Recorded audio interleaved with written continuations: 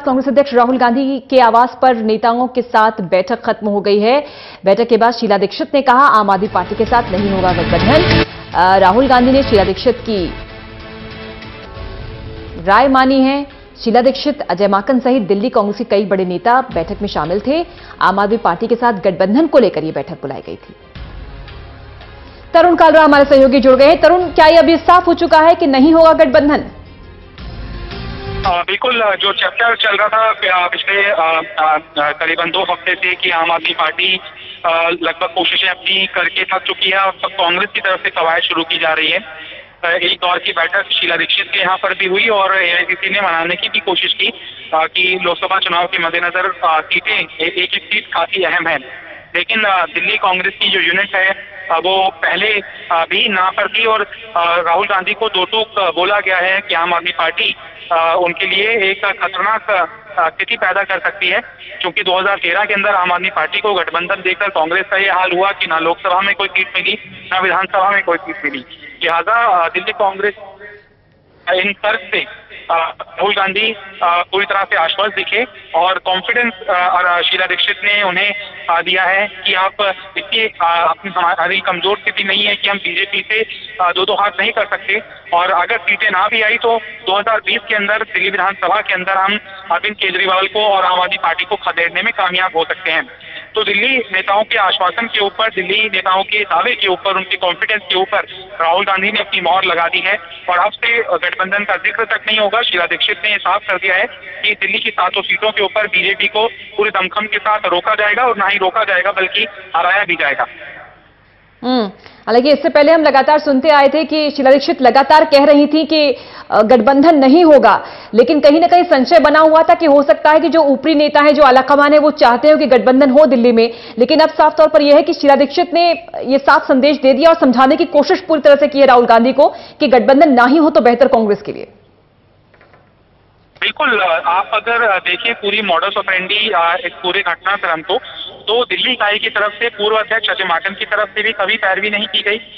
सार्वजनिक तरीके से उन्होंने भी कभी नहीं कहा कि आम आदमी पार्टी के साथ गठबंधन जरूरी है और ना ही शीला दीक्षित ने कभी भी इसकी सुगबुगाहट की तरफ हामी भरी है। लेकिन कांग्रेस के अंदर शीर्ष नेताओं का एक ऐसा धड़ा है जो शायद इलेक्शन लड़ने का इच्छुक है और उनको लगता है कि अगर ये वाला इलेक्शन वो हार गए तो उनके राजनीतिक करियर पर भी सवालिया निशान खड़े हो सकते हैं। लिहाजा वो किसी भी हाल में गठबंधन की पैरवी करना चाहते थे।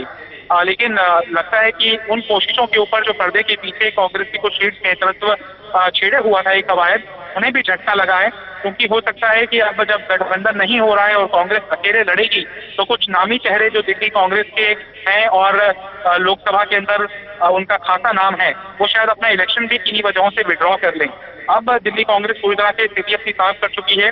आम आदमी पार्टी पहले ही अपने 6 उम्मीदवार घोषित कर चुकी थी और हो सकता है कि कुछ एक दिन के अंदर जब उन्हें भी पता है कि सभी दरवाजे गठबंधन के बंद हो चुके हैं, लिहाजा वेस्ट दिल्ली की सीट पर भी उम्मीदवार आम आदमी पार्टी उतारे।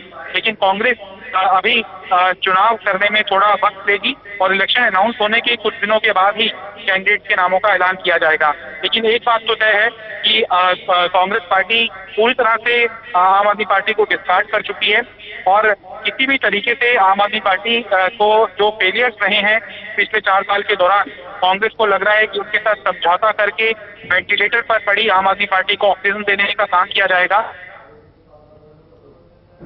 और ये एक ऐसा समय है, अगर लोकसभा में चुनाव के अंदर आम आदमी पार्टी को तीसरे नंबर पर धकेला जा सका तो 2020 के अंदर अरविंद केजरीवाल सरकार की उल्टी गिनती शुरू हो जाएगी।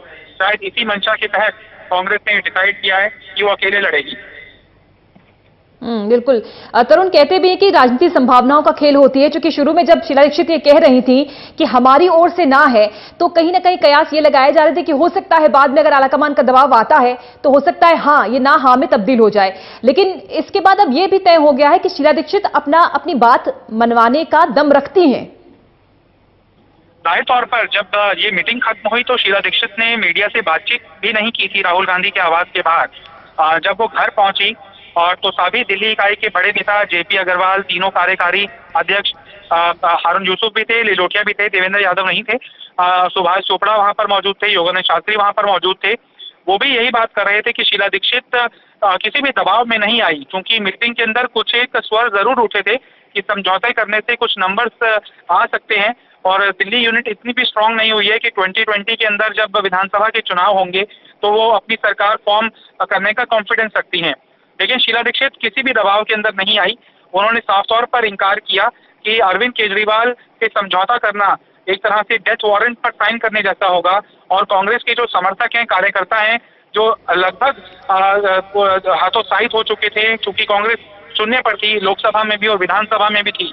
अब कांग्रेस के अंदर करंट आया है और लोग शीला दीक्षित के नाम की तरफ देख रहे हैं। प्रदर्शन में ऐसे जो कांग्रेसी हैं जो पिछले कई सालों से हैं, तो एक एकजुटता बढ़ी है कांग्रेस की यूनिट में, और यही विश्वास शीला दीक्षित की जुबान में भी झलका जब राहुल गांधी को उन्होंने ब्लंटली दबाव के बावजूद इनकार किया कि आम आदमी पार्टी से गठबंधन करने के पीछे ये कारण है, और कांग्रेस के लिए दूरगामी इसके परिणाम बहुत नेगेटिव हो सकते हैं।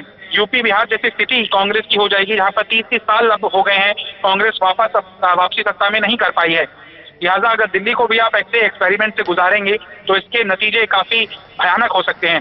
तो राहुल गांधी पूरी तरह से आश्वस्त दिखे और अपनी स्टेट यूनिट के खिलाफ अगर वो फैसला लेने का जोखिम उठाना नहीं चाहते। लिहाजा कांग्रेस के शीला दीक्षित के ऊपर पूरी तरह से विश्वास जाहिर करते हुए राहुल गांधी ने भी स्टैंप लगा दी है कि दिल्ली के अंदर कोई समझौता नहीं होगा और अकेले कांग्रेस चुनाव लड़ेगी।